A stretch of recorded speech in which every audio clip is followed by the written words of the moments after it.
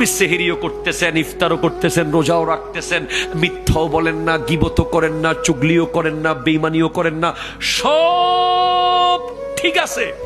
একটা ঝামেলা আছে, মা বাবাকে ভাত দেন না, মায়ের দিকে দৌড় মারেন চোখ লাল করে, বাবার লগে বড় আওয়াজে কথা বলেন।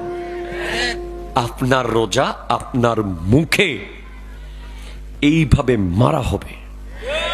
আপনার জন্য কোনো লাইলাতুল কদর পৃথিবীতে নাই, আপনার জন্য কোনো লাইলাতুল বরাত নাই, আপনার জন্য জুমার আগের রাতে সওয়াব নাই, আপনার জন্য 2 ঈদের রাতে কোনো সওয়াব নাই, যদি আপনার বাবা মা আপনার উপরে নারাজ থাকে।